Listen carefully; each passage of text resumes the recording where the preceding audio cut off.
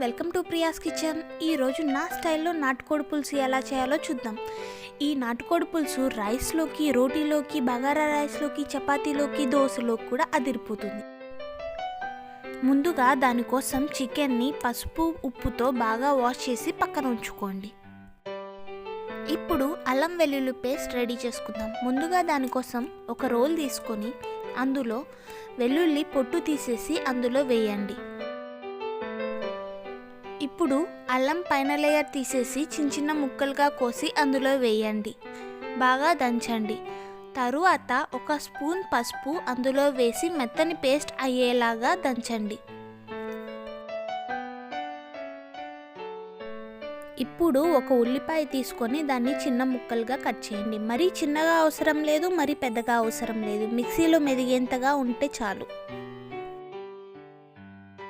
ఈ ఆనియన్స్ అన్నీ మెత్తని పేస్ట్ అయ్యేలాగా మిక్సీ జార్లో వేసి గ్రైండ్ చేయండి.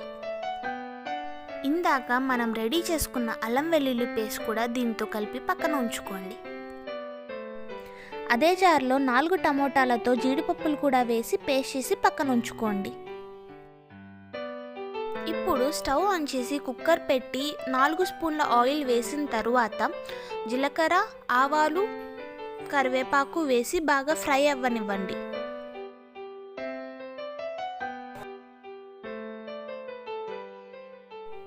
కరివేపాకు చిటపటలాడిన తరువాత ఇందాక మనం రెడీ చేసుకున్న ఉల్లిపాయ పేస్ట్ కూడా వేసుకొని అందులో బాగా ఫ్రై అవ్వనివ్వండి.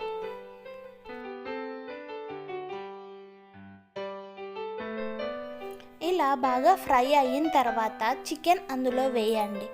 నేనైతే ఇక్కడ కేజీ చికెన్ వాడుతున్నాను.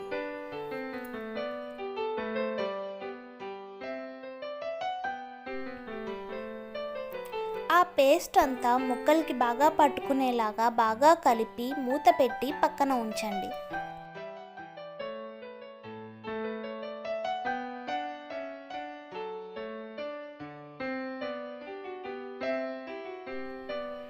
ఇప్పుడు ఒక టేబుల్ స్పూన్ పసుపు వేసి బాగా కలపండి. చికెన్ వాటర్ రిలీజ్ చేసేదాకా మూత పెట్టి పక్కన ఉంచండి. ఇప్పుడు ఒక 4 పచ్చిమిర్చీలు పొడవుగా చీల్చి అందులో వేయండి.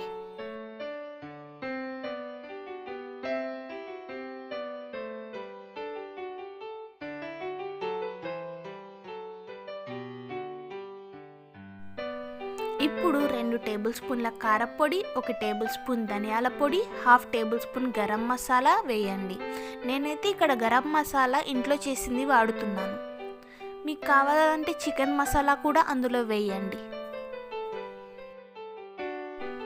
నేనైతే ఇందులో చికెన్ మసాలా అయితే వేయట్లేదండి. ఇప్పుడు తగినంత ఉప్పు వేసి బాగా కలపండి.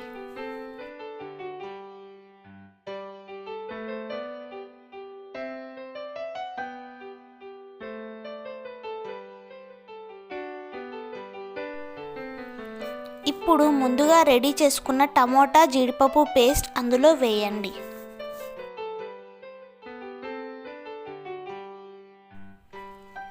బాగా కలిపి 5 నిమిషాలు మూత పెట్టి పక్కన ఉంచండి.